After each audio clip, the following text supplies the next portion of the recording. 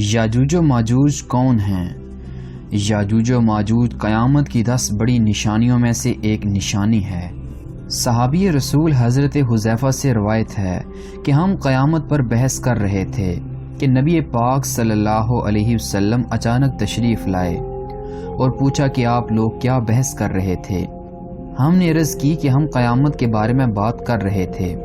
آپ صلی اللہ علیہ وسلم نے ارشاد فرمایا، قیامت اس وقت تک قائم نہیں ہوگی جب تک تم 10 نشانیاں نہ دیکھ لو۔ نمبر 1 دھواں، نمبر 2 دجال، نمبر 3 دعوت الارض، نمبر 4 سورج کا مغرب کی طرف سے طلوع ہونا، نمبر 5 حضرت عیسیٰ علیہ السلام کی آمد، نمبر 6 یاجوج و ماجوج کا ظہور، نمبر 7 3 زلزلے، ایک مشرق ایک مغرب جبکہ ایک عرب میں، جبکہ آخری نشانی بتاتے ہوئے آپ نے ارشاد فرمایا کہ یمن میں ایک آگ بھڑکے گی جو لوگوں کو اکٹھے ہونے والے مقام کی طرف بھگائے گی۔ آج کی اس ویڈیو میں ہم چھٹی نشانی یاجوج و ماجوج کے بارے میں بات کریں گے۔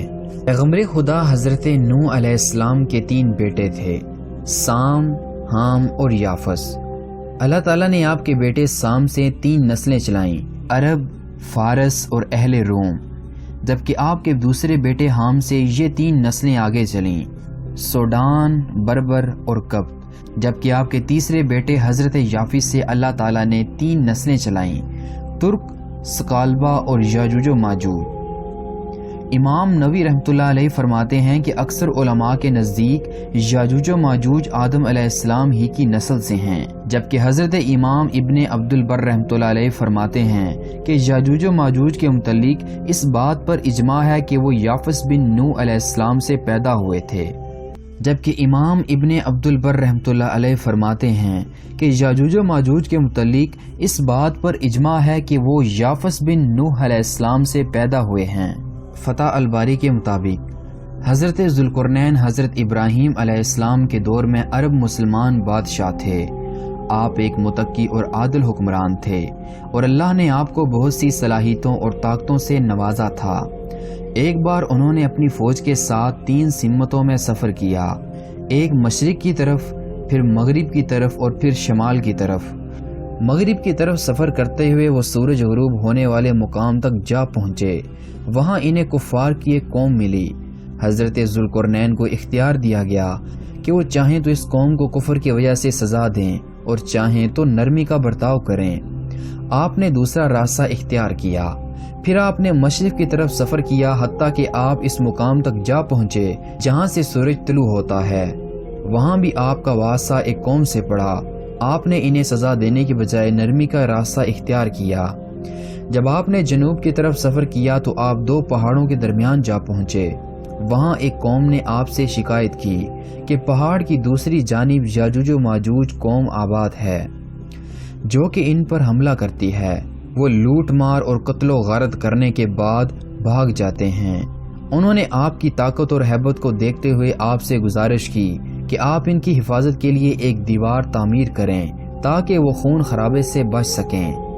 انہوں نے حضرت ذوالقرنین کی طاقت اور ہیبت کو دیکھتے ہوئے آپ سے درخواست کی کہ اگر آپ رضامند ہوں تو ہم آپ کے لیے بہت سا مال جمع کر دیں اور آپ ان پہاڑوں کے درمیان کی گھاٹی کو کسی مضبوط دیوار سے بند کر دیں تاکہ ہم ان فسادیوں کی روزمرہ کی تکالیف سے بچ سکیں۔ اس کے جواب میں حضرت ذوالقرنین نے فرمایا، مجھے تمہارے مال کی ضرورت نہیں، اللہ کا دیا سب کچھ میرے پاس موجود ہے اور وہ تمہارے مال سے کہیں گنا زیادہ بہتر ہے۔ یہی جواب حضرت سلیمان علیہ السلام کی طرف سے ملکہ سبا کے قاصدوں کو دیا گیا تھا۔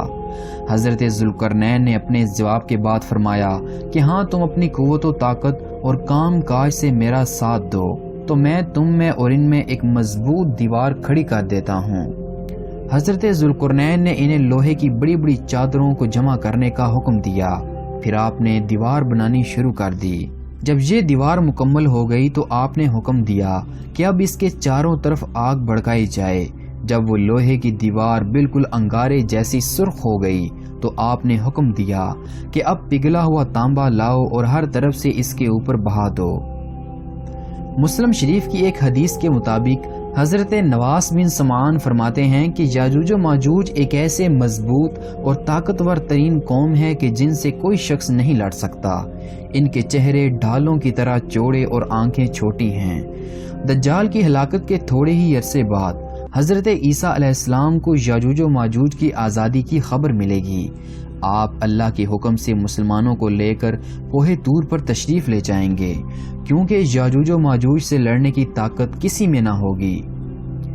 یاجوج و ماجوج ہر بلندی سے قتل و غارت کرتے اور تباہی و بربادی پھیلاتے چل پڑیں گے، یہاں تک کہ جب یہ بحیرہ تبریہ سے گزریں گے تو اس کا سارا پانی پی جائیں گے، جبکہ ان کی قوم کے آخری لوگ جب اس جگہ سے گزریں گے اور کہیں گے اور اسے دیکھ کر کہیں گے کہ یہاں پر کبھی پانی تھا، وہ اپنے دائیں بائیں لوٹ مار اور قتل و غارت کرتے ہوئے چلتے رہیں گے، حتیٰ کہ کوہ خمر کے پاس آ کر کہیں گے کہ ہم نے روئے زمین کے تمام باشندوں کو ہلاک کر دیا ہے، چلو اب آسمان کے رہنے والوں کو قتل کرتے ہیں۔ وہ آسمان کی طرف تیر چلائیں گے، اللہ ان کے تیروں کو خون آلودہ کر کے انہیں لٹا دے گا۔ وہ کمعقل یہ سمجھیں گے کہ انہوں نے اہل آسمان کو بھی ختم کر دیا ہے۔ اس دوران حضرت عیسیٰ علیہ السلام اپنے ساتھیوں کے ساتھ چھپے رہیں گے، یہاں تک کہ خوراک کی کمی کی وجہ سے ان کے درمیان بیل کی ایک سری 100 اشرفیوں سے بھی مہنگی ہو جائے گی۔ حضرت عیسیٰ علیہ السلام اور ان کے ساتھی یاجوج و ماجوج کی تباہی کے لیے دعا کریں گے۔ اللہ تعالیٰ سیدنا عیسیٰ علیہ السلام کی دعا کے جواب میں یاجوج و ماجوج کی گردنوں میں ایک کیڑا پیدا کرے گا اور وہ اس کیڑے کی وجہ سے ہلاک کر دیے جائیں گے۔ جب مسلمان ان کی آواز نہیں سنیں گے تو کہیں گے کہ کیا صورتحال معلوم کرنے کے لیے کوئی شخص اپنی جان کی قربانی دے سکتا ہے؟ ان میں سے ایک شخص رضاکارانہ طور پر یہ سوچتا ہوا نیچے اترے گا کہ اب وہ کبھی واپس نہیں جا سکے گا۔ نیچے آ کر وہ کیا دیکھتا ہے کہ تمام یاجوج و ماجوج ہلاک کر دیے گئے ہیں۔ وہ حیرت سے چلا اٹھے گا اور کہے گا کہ خوشخبری ہے، تمہارے دشمن مر چکے ہیں۔ حضرت عیسیٰ علیہ السلام جب اپنے ساتھیوں کے ساتھ نیچے اتریں گے تو زمین یاجوج و ماجوج کی لاشوں سے اٹی پڑی ہوگی۔ حضرت عیسیٰ علیہ السلام پھر اللہ کی جانب رجوع کر کے دعا کریں گے۔ اللہ تعالیٰ ایسے پرندوں کو بھیجے گا کہ جن کی گردنیں اونٹوں کی طرح ہوں گی، اور وہ ان کی لاشوں کو اٹھا کر ایسی جگہ پھینک دیں گے جہاں اللہ کا حکم ہوگا۔ اس کے بعد اللہ تعالیٰ موسلا دھار بارش بھیجے گا اور زمین صاف ہو جائے گی اور انتہائی سرسبز و شاداب ہو جائے گی۔ اللہ تعالیٰ سے دعا ہے کہ اللہ تعالیٰ ہمیں قیامت آنے سے پہلے قیامت کی تیاری کی توفیق عطا فرمائے اور دجال اور یاجوج و ماجوج جیسے فتنے سے تمام مومنین کی حفاظت فرمائے۔